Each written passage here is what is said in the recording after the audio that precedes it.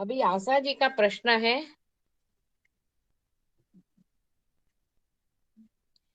आशा जी का प्रश्न है कि पाप पुण्य और कर्म क्या। वैसे तो बहुत ही सिंपल प्रश्न है। आई थिंक सबको मालूम है कि पाप किसको बोलते हैं, आप पाप पुण्य किसको बोलते हैं, और वो ही कर्म बनता है। पर एक इन शॉर्ट बोले तो वाल्मीकि रामायण में रामचरित मानस में तुलसीदास जी ने बहुत ही सिंपल लैंग्वेज में उसको डिफाइन किया है कि परहित सरिस धर्म नाही, भाई पर पीड़ा सम अधमाई। इन द सेंस, आप जब भी दूसरों की हित के बारे में सोचते हो और उसके लिए, उसका हित के लिए कोई भी कर्म करते हो तो वो पुण्य कर्म बनता है। और दूसरों को पीड़ा देने का कोई भी काम करते हो, फिर वो मानसिक हो, शारीरिक हो, वाचिक कर्म हो, वो पाप कर्म गिना जाता है, क्योंकि आपका इंटेंशन दूसरों को पीड़ा देना है।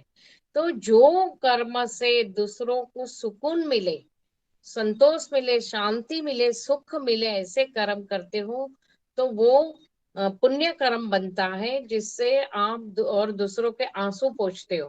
पर जिससे दूसरों को कष्ट पहुंचता है, ऐसे कोई भी कर्म करते हो तो वो पाप कर्म है। जैसे शास्त्र में लिखा है कि झूठ बोलना, हिंसा करना, परस्त्री गमन करना, ये सब पाप कर्म में गिना गया है।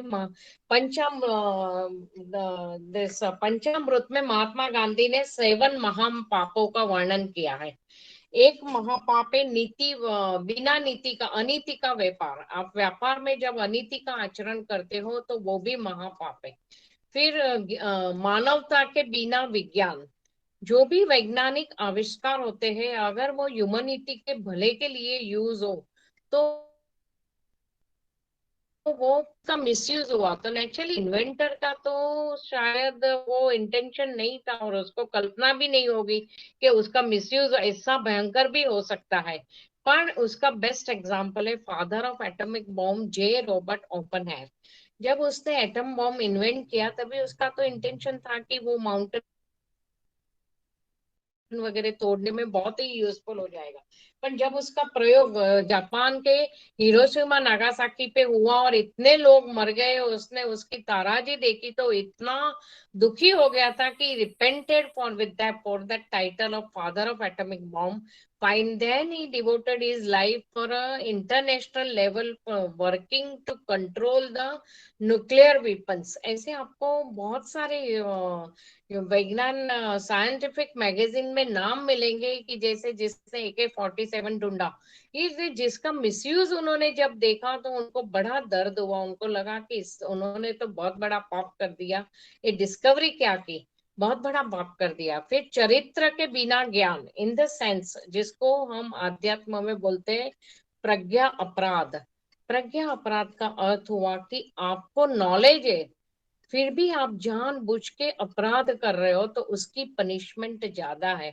वो बहुत बड़ा महापाप के गिना गया है। उसका एक एग्जाम्पल है कि महाभारत में जब दुर्योधन और युधिष्ठिर के बीच में युवराज पद की कंपटीशन थी, तो दोनों को एक केस सॉल्व करने को दिया गया, जिसमें एक मर्डर हुआ था और 4 people were involve. One was Brahmin, one was Kshatriya, one was Vaishya and one was Shudra. तो जब दुर्योधन को जजमेंट देने को बुलाएगा तो उसने बोला नेचुरली एक क्राइम हुआ है, एक ही पनिशमेंट, सबको फांसी दे दो, मर्डर के सामने मर्डर। युधिष्ठिर को जब बोला गया तो युधिष्ठिर ने जजमेंट दिया कि शूद्र को 5 साल की सजा दी जाए, क्योंकि उसको नॉलेज ही नहीं है व्हाट इज एथिकल। वैश्य को 10 साल की दी जाए, क्योंकि उसको थोड़ा बहुत तो एथिकल का नॉलेज था, फिर भी उसने ये अपराध किया। क्षत्रियो को जन्म टिप दिया जाए, क्योंकि उसका काम है दूसरों की रक्षा करना, उसने जान कैसे ली। और ब्राह्मण को तो एक फांसी दो तो भी कम है, क्योंकि वो तो उसका काम है दूसरों को संस्कार देना। उसने वो संस्कार देने का काम छोड़ के ऐसा अधम कृत्य में साथ दिया, तो उसको तो मेनीफोल्ड पनिशमेंट होनी चाहिए। तो जिसको बोलते हैं चरित्र के बिना ज्ञान, कि ज्ञान तो मिल गया अपन चरित्र या आचरण में नहीं लाया तो उसको महापाप गिना गया है।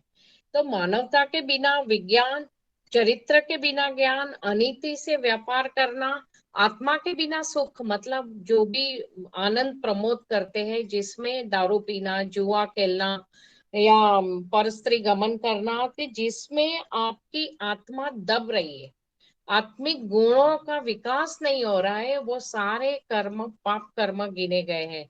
बिना त्याग की भक्ति, मतलब आप भक्ति कर रहे हो या दिखावा कर रहे हो, पर आप भक्ति करने का दिखावा कर रहे हो, पर जब आपको मौका मिलता है आप कोई क्या उसका आचरण में नहीं लाते, पर उसका उल्टा व्यवहार करते हो। आप अभी ज्यादा ना बोले तो भी हम कभी तीर्थ स्थानों में जाते हैं तो हम देखते हैं कि काफी पंडित पंडे पीछे पड़ जाते हैं कि ये पूजा कराओ ये कराओ। आप कुछ ज्योतिष के पास भी जाओगे तो वो लोग ऐसे बताएंगे कि हम बड़े भक्त हैं, हमें दीर्घ दृष्टा है, आगे से दिखता है, पर कभी कभी इतना डरा के बड़ी बड़ी पूजा करा के आपसे पैसे लेंगे। तो उसका ज्ञान का मतलब भक्ति व दिखावा करके त्याग नहीं है, पर वो दिखावा कर रहे हो तो वो भी महापाप है।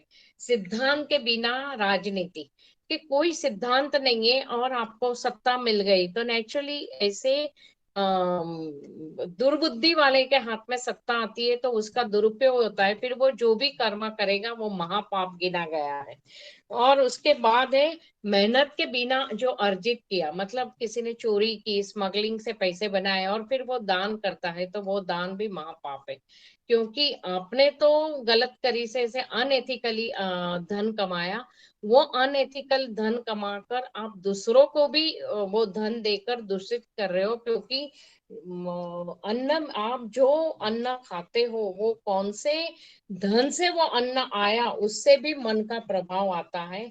अगर आपने गलत तरीके से धन कमा के उससे अन्न या घर चलाया तो मन भी दूषित होगा। तो आप तो स्वयं दूषित हुए, दूसरों को भी दूषित किया गया, तो उसको भी महापाप के गिना गया है। तो ऐसे कर्म कि जो आपकी आत्मा को बांधे कर्म के बंधन में, जन्मों जन्म के बंधन से मोक्ष दिलाने के बजाय, फ्री करने के बजाय और उसमें बांध दे और आपकी अधोगति करे, ऐसा कोई भी कर्म करना उसको पाप कर्म बोलते हैं।